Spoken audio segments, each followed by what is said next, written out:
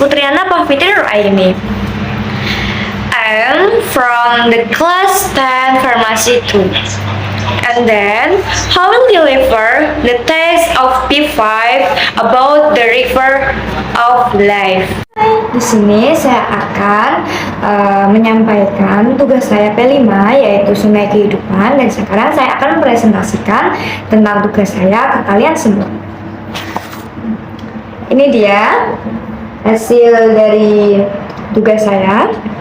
Saya akan menceritakan satu persatu dari saya masa kecil saya hingga nanti masa yang akan datang, masa depan saya. Pertama, ini adalah saya, kita ibaratkan di gambaran aja ya. Saya digendong oleh orang tua saya, yaitu mami saya. Dan juga ini ketika saya tidur. Dan oh ya, belum saya perkenalkan lebih lanjut.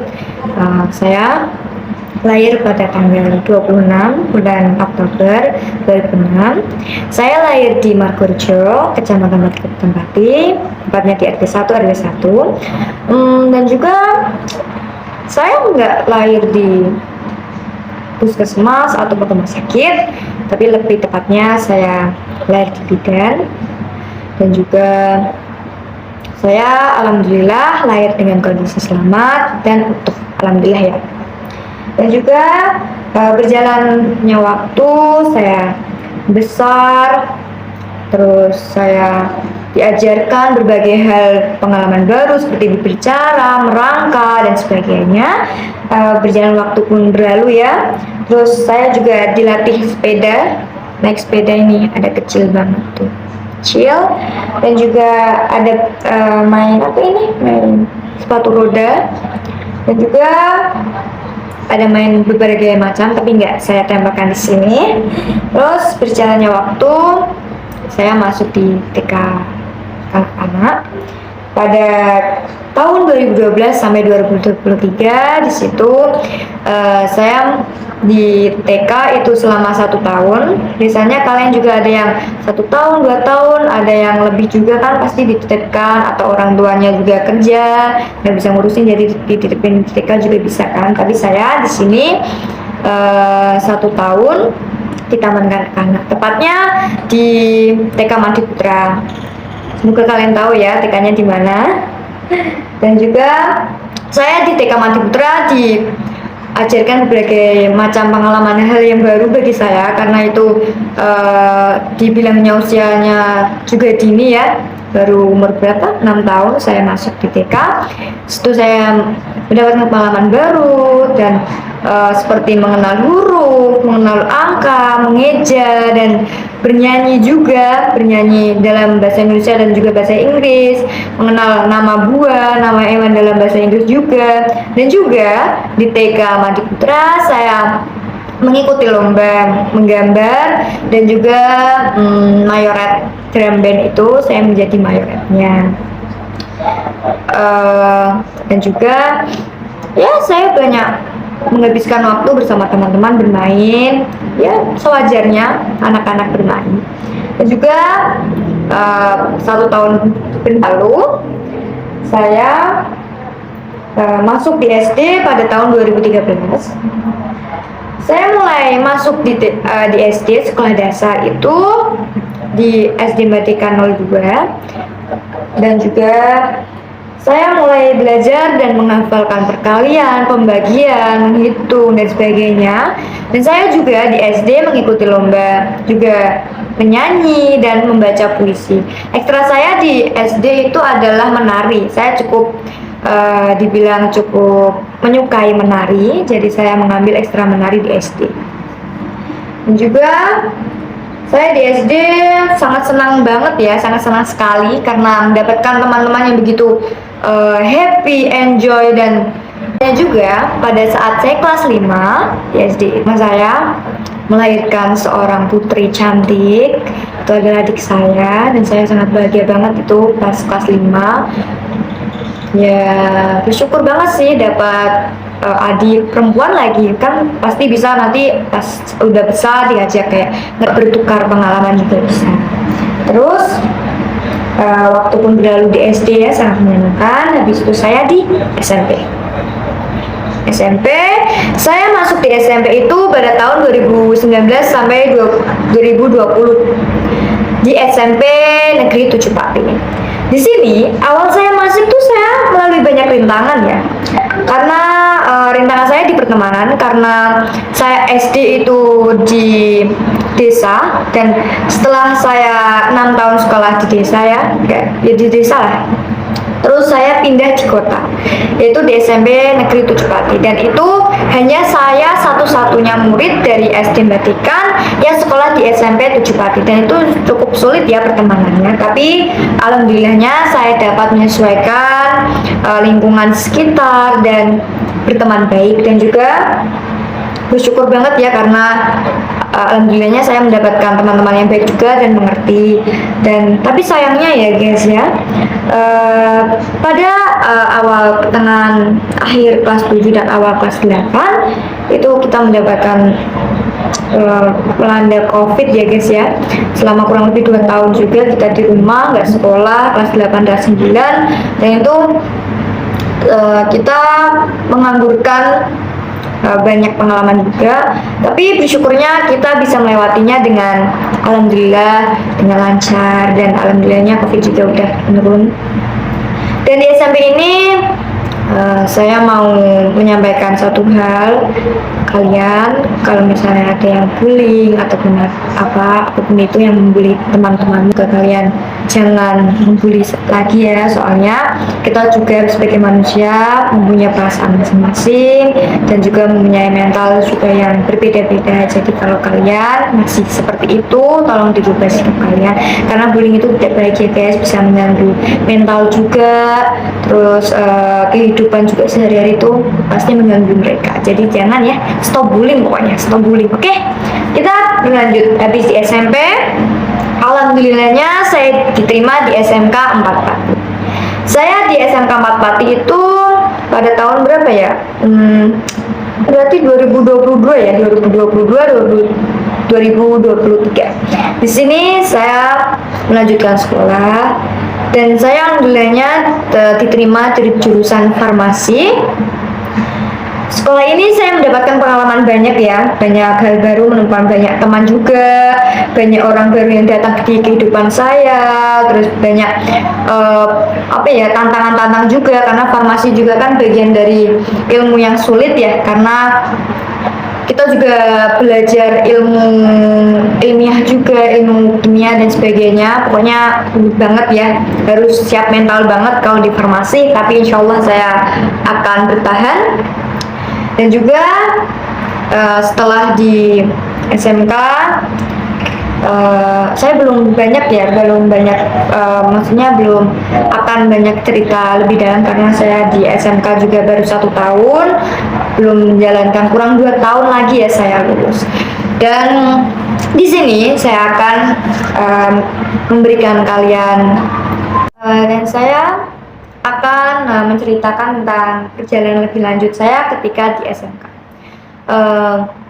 Saya ingin setelah SMK nanti, setelah keluar dari SMK 4 dan jurusannya di bidang yang sama, di bidang farmasi, saya ingin melanjutkan universitas. Tapi saya tidak begitu yakin universitas mana yang saya akan tuju, tapi insya Allah saya akan, kalau nggak di UGM ya di UNES, insya Allah. Tapi karena kondisi orang tua juga, saya bersyukur, dan juga insya Allah saya kalau misalnya ingin membahagiakan orang tua dan ingin tidak bersikap egois ya, karena saya juga mempunyai tanggungan seorang adik yang masih kecil dan juga butuh dana juga ke depannya untuk sekolah. Jadi saya ingin, kalau Tuhan juga berkehendak ya, amin, saya ingin kerja sambil kuliah. Mungkin saya akan kuliah di yang terbuka, yang bisa menerima saya dan tidak terposir lah hitungannya, karena saya juga kerja juga kuliah insya Allah. Dan juga saya ingin bekerja di apoteker ya, pastinya ya, asisten apoteker. Situ saya ingin membagikan orang tua juga, karena farmasi ini adalah keinginan dari seorang ayah saya. Dia sangat ingin sekali saya sekolah di sini, karena beliau juga berkata kepada saya bahwasannya jurusan ini akan mengantarkan kamu ke kehidupan yang lebih layak, kehidupan yang lebih bahagia dan bermanfaat bagi semuanya. Jadi saya diminta oleh beliau sekolah di sana, dan alhamdulillahnya saya diterima di sana, dan juga saya 2 tahun lagi. Terus habis itu kalau misalnya kuliah ya insya Allah ya nantilah kita lihat ke ekonomi dari keluarga. Insya Allah kalau misalnya Tuhan berkehendak bisa, insya Allah ya. Di sini saya tidak menggambarkan kerja ataupun setelah kuliah saya akan menunjang ke dunia pernikahan. Ini tidak ada ya guys, karena saya ingin fokus dalam pendidikan saya, pastinya membahagiakan orang tua, karena ini adalah keinginan terbesar dari orang tua saya, dan saya juga ingin membahagiakan kedua orang tua pastinya. Karena menurut saya kita remaja gitu, kita juga harus menjaga diri kita sendiri, dan kita juga perempuan kan, jadi kita harus menjaga kehormatan kita sebagai perempuan. Dan saya ingin menyampaikan satu pesan kepada kalian. Jika kalian ingin fokus dalam dunia pendidikan, tolong jangan melibatkan seseorang lelaki dalam kehidupan kalian. Itu akan berdampak pada pendidikan kalian sendiri, karena pasti kalau misalnya ada seseorang lelaki dalam kehidupan Anda, pasti akan Anda berpikir kayak apa kiri dunia pendidikan ini untuk kebahagiaan lelaki, kebahagiaan dengan lelaki tersebut gitu ya. Menurut saya fokus aja sama pendidikan kalian, fokus aja dengan karir kalian yang benar-benar memotivasi semuanya, semua orang yang ada di dunia pokoknya, dan bermanfaat bagi keluarga kalian. Pokoknya semangat, kalian pasti bisa. Dan saya juga akan menyampaikan sebuah motivasi yang insya Allah akan merubah kalian semua. Yang pertama, jangan mudah puas dengan satu hal. Tumbuhkanlah pikiran untuk terus mempelajari sesuatu yang kamu gemari, dan terus berlatih. Harus terus berlatih. Kamu akan produktif ketika melakukan sesuatu yang membuat kita belajar lebih banyak. Tak kalah pentingnya loh, banyak-banyaklah menyerap informasi, banyak-banyaklah mencari pengetahuan, wawasan yang luas gitu kan. Kalau misalnya kita udah mendapatkan wawasan, kita akan semakin sadar bahwa banyak termotivasi dan makin terus berkembang.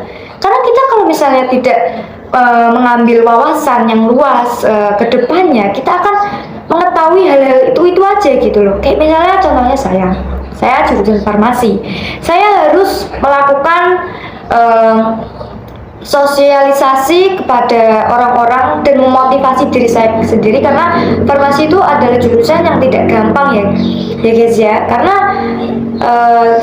yang kita ketahui farmasi itu sungguh-sungguh mengorbankan waktu kita gitu, mengorbankan tenaga kita juga, menguras pikiran juga kan, ada hafalan dan sebagainya, menghitung-hitung dosis dan sebagainya. Jadi kita harus yakin dan juga mencari informasi yang banyak gitu, menyerap informasi, wawasan yang banyak dari orang lain yang sudah berpengalaman, dan juga nanti kita akan tersadar, termotivasi untuk terus berkembang, untuk terus meningkatkan daya perkembangan kita, daya berpikir kita lebih tinggi dan lebih termotivasi lah teman.